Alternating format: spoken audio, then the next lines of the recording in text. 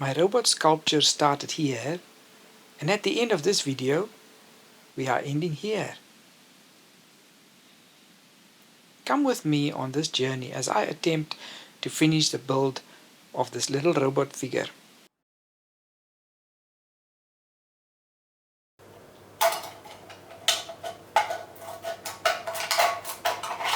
My robot's head is quite large in comparison to the torso, and the neck need to be beefed up.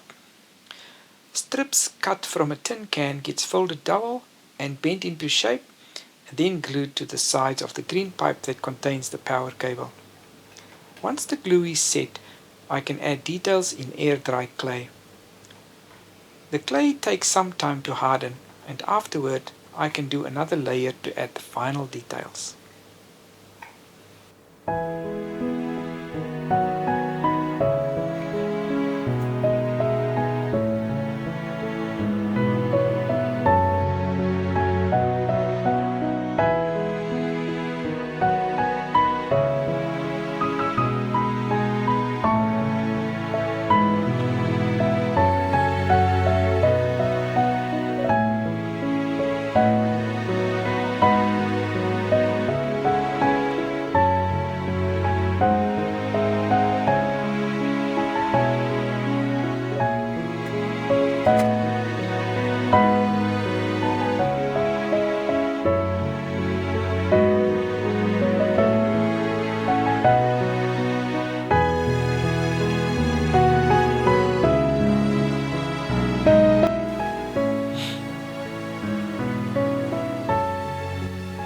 The robot feet I made in the previous video from plaster of Paris and white glue now are covered with air-dry clay.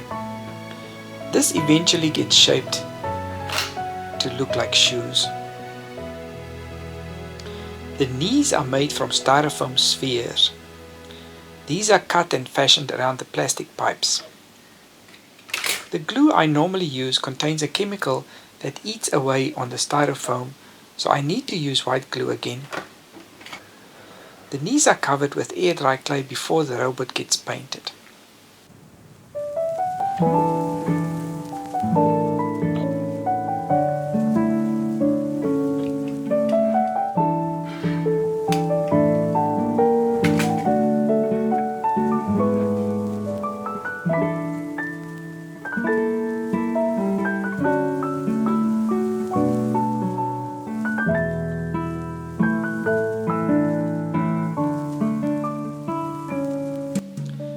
As I am working on the robot figure, my thoughts drift back in time to the 80s, and I remember how I first encountered the story of Pinocchio.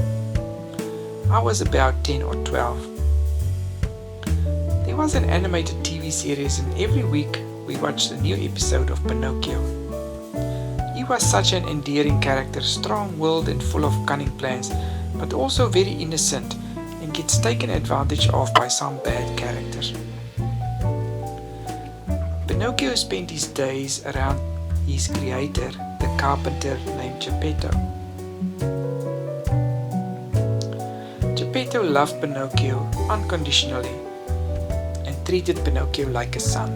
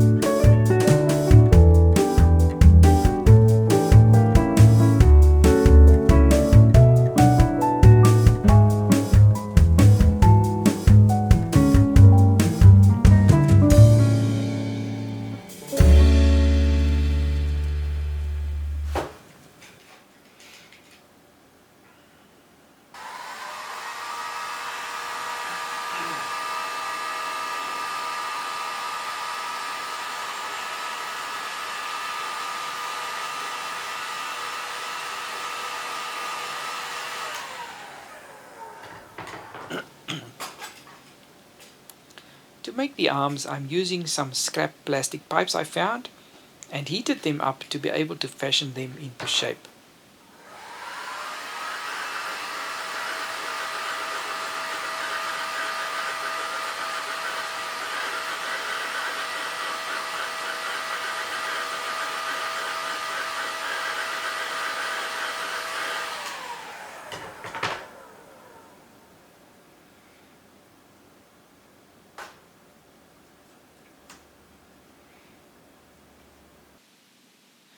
The elbows are built similarly to the knees and gets a layer of air-dried clay. The hands are made from plastic tubing that I flattened after being heated and formed into horseshoe shapes. The shoulders are half rounds made from cardboard and tinfoil pressed in around the pipes before it all gets glued together.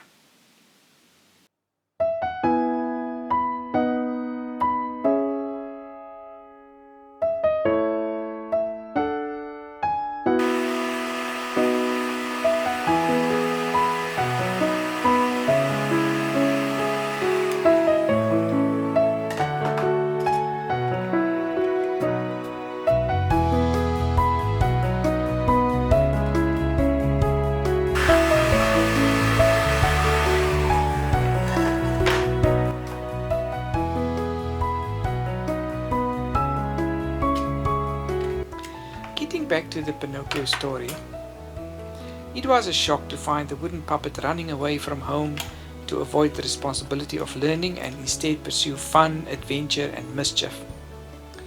Out in the big world, he is learning big life lessons the hard way, and eventually he gets reunited with Geppetto, and Pinocchio gets a chance to return Geppetto's love by doing a selfless act to get them both out of a predicament.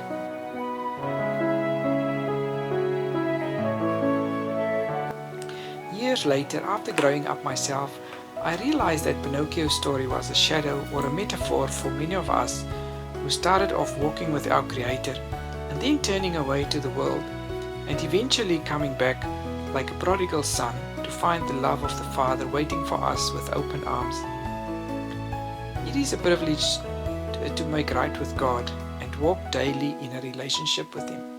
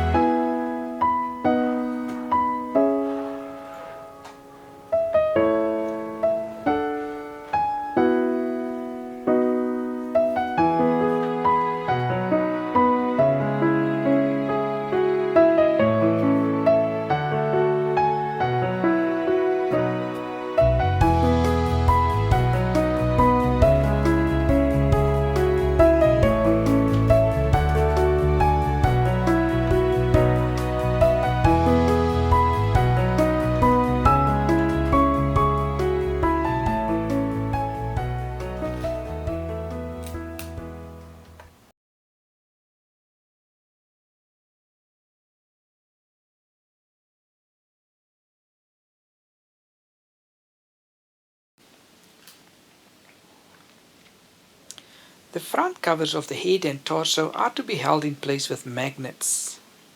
The chest plate is to be covered in oversized electronic components made with air-dry clay, and wire gets bent for the microchip legs and so forth. I will throw in some parts from real electronic equipment just to make it a little more diverse.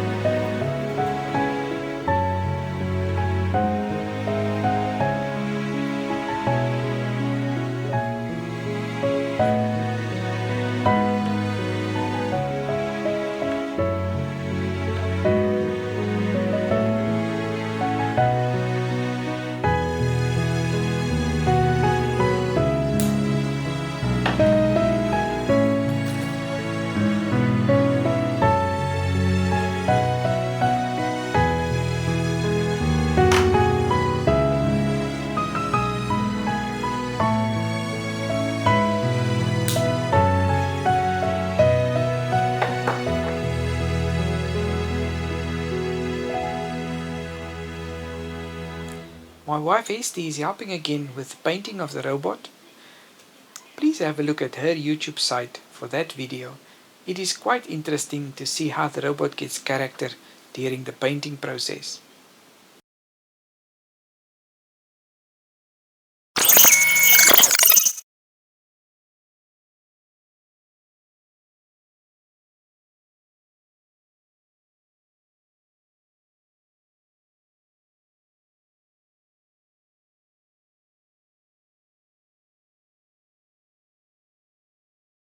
Here is a quick look at the materials I've used in this project.